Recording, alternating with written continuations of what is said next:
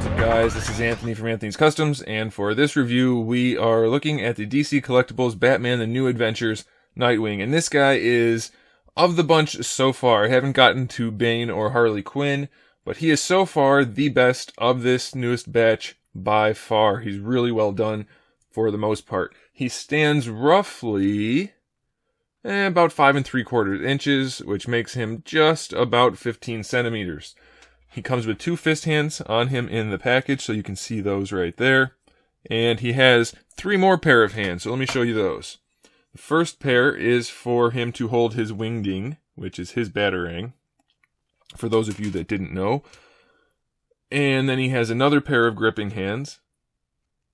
And then he has a third pair of gripping hands with a wider grip.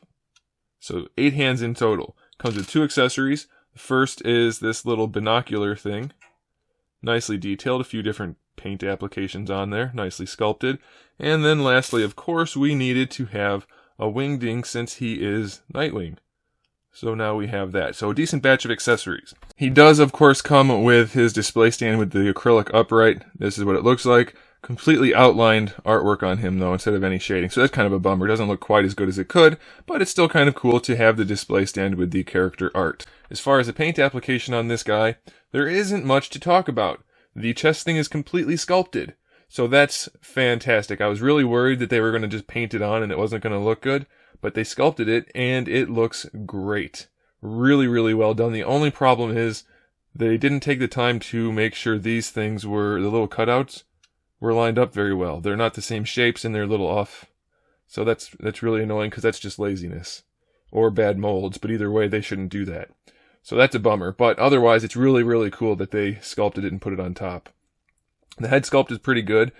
Not too much to paint on there, but what is painted is also pretty good. So let's talk about the articulation. Let's pull the camera back a little bit so you can see everything. The head can lean from side to side, look up, look down, and of course swivel. So really nice range of motion for the head. Shoulders are pretty much unhindered by any part of the body. It's just a matter of the shoulder itself blocking it from going too far up, but you can almost get them all the way out to the side, bring them all the way forward, no problem. We have a better than 90-degree elbow hinge, which is fantastic. We don't normally get that on these figures.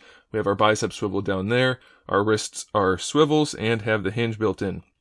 The only real problem is he has these horribly lumpy elbows, which is just a terrible, terrible design. So ugly. Even when you bring the arm forward, it just doesn't look right. It's very, very bad. I hate that. Otherwise, good though because we have nice range of motion. We have a full waist swivel. No ab crunch, unfortunately. The hips don't let the legs come too far forward, so that's kind of a bummer. They do not go too far back, but they go a tiny bit. Going out to the side is no problem, but still horribly ugly, misaligned joint. It just does not look anywhere near the way it should. Totally problematic. No thigh swivel, which is also a problem.